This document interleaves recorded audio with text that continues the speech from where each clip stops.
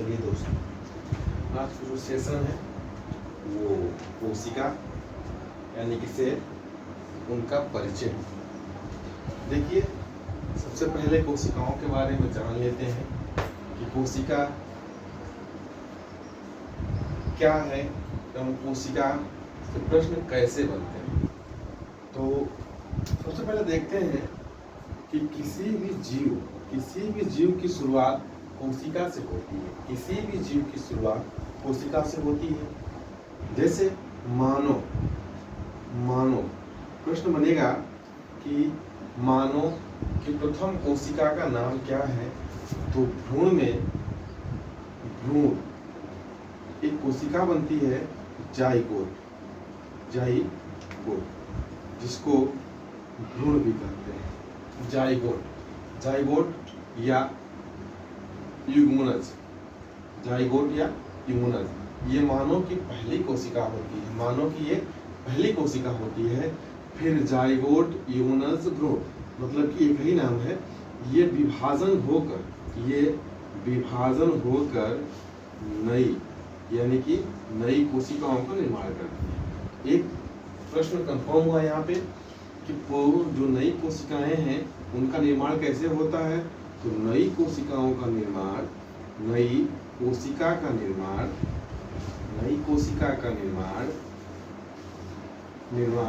पूर्ववर्ती कोशिकाओं से होता है। और इसको कहा था किसने? इसको कहा था बिरचो ने। इसको बिरचो ने कहा था। बिरचो एक वैज्ञानिक थे, उन्होंने कहा था कि नई कोशिकाओं का निर्माण पूर्ववर्ती कोशिकाओं से होता है। नई कोशिकाओं का निर्माण पूर्ववर्ती कोशिका से होता है। किसी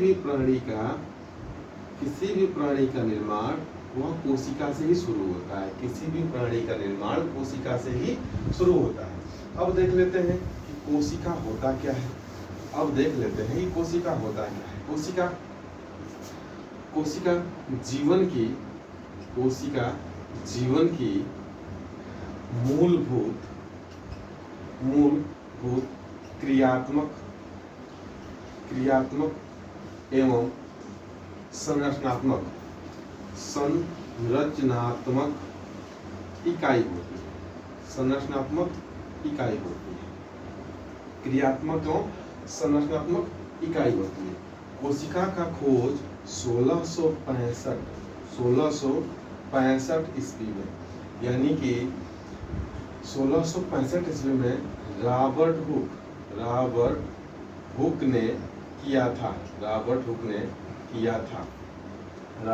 ने 1665 ईस्वी में कोशिका का खोज किया था। और कोशिका का खोज माइक्रोस्कोप यानी कि सूक्ष्मदर्शी के बिना संभव नहीं था। तो सूक्ष्मदर्शी की सहायता से प्रथम बार कार्य को मधुमक्खी के झिल्ली के देखा, और देखने के बाद उसी को बताया कि जैसे झिल्ली बनी है, मधुमक्खी की झिल्ली बनी है, वैसे ही कोशिकाओं का संरचना होता है, कोशिकाओं का निर्माण होता है। किसने बताया था? रॉबर्ट हुक ने बताया था। अब देखते हैं कि रॉबर्ट हुक के बाद एक और वैज्ञानिक आए थे जिनका नाम था एंटोनी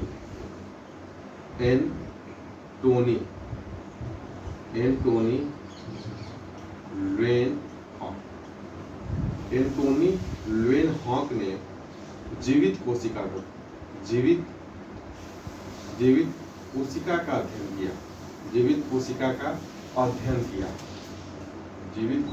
का अध्ययन किया। किसने किया? एंटोनी लुएनहॉक ने किया। एंटोनी लुएनहॉक ने जीवित कोशिका का अध्ययन किया था। अब आगे देखते हैं कि कब किया था। तो 1674 में किया था। कब किया था? 1674 में किया था। अब 1674 में 1665 में क्या हुआ? 1665 में कोशिका की खोज हुई। 1674 में जीवित कोशिका का अध्ययन किया गया। और एक इसके बाद और वैज्ञानिक आए। कोशिका में सभी कोशिकाओं में केंद्रक, एक वर्ड है केंद्रक, तो केंद्रक का खोज किसने किया? तो 1831 में केंद्रक का खोज रॉबर्ट ब्राउन ने किया। रॉबर्ट ब्राउन ने किया। रॉबर्ट ब्राउन ने किया। इसको जरूर देखेंगे कि इसका खोज किसने किया, केंद्रक का खोज किसने किया? तो केंद्रक का खोज रॉबर्ट ब्राउन नामक वैज्ञानिक ने किया था। आगे है कि एक और वैज्ञानिक है 1838 1838 में एक वैज्ञानिक और आए, स्लाइडेन तथा श्वान। स्लाइडेन तथा श्वान इन्होंने कोशिकाओं का विशेषता बताया। कोशिकाओं का विशेषता किसने बताया? स्लाइडेन तथा श्वान ने। कब बताया? 1831 में बताया। इसके बाद देख लेते हैं, एक बार रिकॉल कर लेते हैं। कोशिका जीवन की मूलभूत इकाई होती है। इसकी खोज 1665 में रॉबर्ट हुक ने किया था। एंटोनी ल्यूवेनहॉक ने जीवित कोशिकाओं का अध्ययन किया था 1674 में। 1831 में केंद्रक का खोज रॉबर्ट ब्राउन ने किया था तथा 1838 में स्लाइडेन तथा श्वान ने कोशिकाओं के विशेषताओं को बताया। अब आगे चलते हैं। इनसे प्रश्न बनेंगे कि जीवित कोशिकाओं का अध्ययन किसने किया था या जीवित कोशिकाओं का खोज किसने किया था। प्रश्न बनते हैं। तो जीवित कोशिकाओं का जो अध्ययन किया था वो एंटोनी ल्यूवेनहॉक ने किया था। एंटोनी ल्यूवेनहॉक ने किया था। दोस्तों अब देखते हैं आगे, फिर थोड़ा सा और पढ़ लेते हैं। और एक और व्यक्ति आए थे, पुरकिंजे ने क्या किया? पुरकिंजे ने 1839 में जीव द्रव्य नामक एक अंग बताया। तो जीव द्रव्य शब्द का प्रयोग किसने किया? तो पुरकिंजे ने किया। अब एक और व्यक्ति आए 1855 में, जो हम पीछे पढ़े हैं। 1855 में एक व्यक्ति आए, वो थे शारेन्सन नामक वैज्ञानिक ने बताया कि नई कोशिकाओं का निर्माण पूर्ववर्ती कोशिकाओं से होता है। नई कोशिकाओं का निर्माण पूर्ववर्ती कोशिकाओं से होता है। इसके बाद नाल, एक व्यक्ति थे नाल तथा रुक्का एक व्यक्ति थे, नाल तथा रुक्का। कब? 1940 में। नाल तथा रुक्का व्यक्ति ने क्या किया था? नाल तथा रुक्का व्यक्ति ने सूक्ष्मदर्शी का प्रयोग किया। सूक्ष्मदर्शी का खोज किया। किसने किया? नाल तथा रुक्का ने किया। ये बात तो ठीक है। अब तक तो मैंने खोज देखा था। पुरकिंजे ने 1839 में जीव द्रव्य का खोज किया। शारेन्सन ने 1855 में बताया कि नई कोशिकाओं का निर्माण पूर्ववर्ती कोशिकाओं से होता है। शारेन्सन नहीं बताए हैं, गलती हो गया है। बिरचो ने बताया है। बिरचो ने बताया था कि 1855 में नई कोशिकाओं का निर्माण पूर्ववर्ती कोशिकाओं से होता है।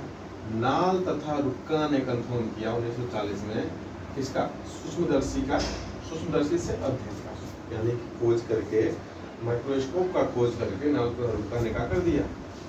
नाल तथा रुक्का ने इनके अध्ययन को और आसान बना दिया। अब क्या है? अब कोशिकाओं के प्रकार। प्रश्न बनता है, कोशिकाएं कितने प्रकार की होती हैं? प्रश्न है कि कोशिकाएं कितने प्रकार की होती हैं? देखिए दोस्तों, कोशिकाएं जो होती हैं दो प्रकार की होती हैं। ऐसे बोलेंगे, एक कोशिका प्राणी और फिर दूसरा बहुकोशिका प्राणी। ये दो प्रकार जो है, यानी कि एक कोशिकीय प्राणी जिसका शरीर एक कोशिकाओं से बना होता है उसे एक कोशिकीय प्राणी कहेंगे। कोशिका के प्रकार में बहुकोशिकीय प्राणी जिसका शरीर बहुकोशिकाओं से बना होता है उसे बहुकोशिकीय प्राणी कहेंगे। लेकिन ये था ना कि प्राणी कैसे पाए जाते हैं, एक कोशिका पाया जाता है या बहुकोशिका पाया जाता है। प्रश्न है कि कोशिकाएं कितने प्रकार की? दो प्रकार की होती है। पहले को बोलते हैं प्रोकैरियोटिक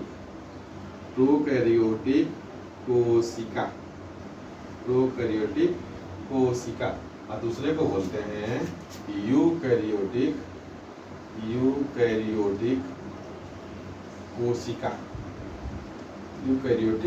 कोशिका।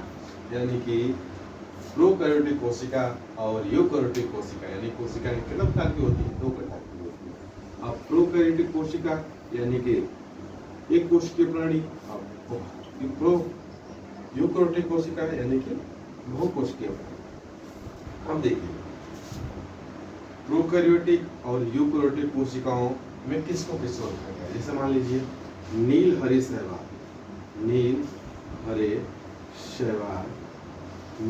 शैवाल, अमीबा, पैरामीशियम,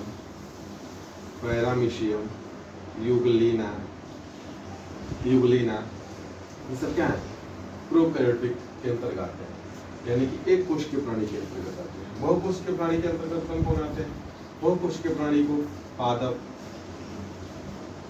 जंतु। अब जंतुओं के प्रकार, पादपों के प्रकार, यानी कि इनको छोड़कर जो होंगे वो क्या होंगे? बहुकोशिकीय प्राणी के अंतर्गत आएंगे। दोस्तों, वीडियो कैसा बन रहा है? थोड़ा सा हमें मोटिवेट कीजिए, क्या कमी है, कैसे और अच्छे तरीके से पढ़ा सकें, और हमें ज़रूर बताइए। हमें आप सब्सक्राइब कर दें, लाइक भी कर दें और कमेंट में बताएं कि ये वीडियो कैसा बन रहा है, ताकि हम आपको और अच्छे से पढ़ा सकें। ठीक है दोस्तों, धन्यवाद।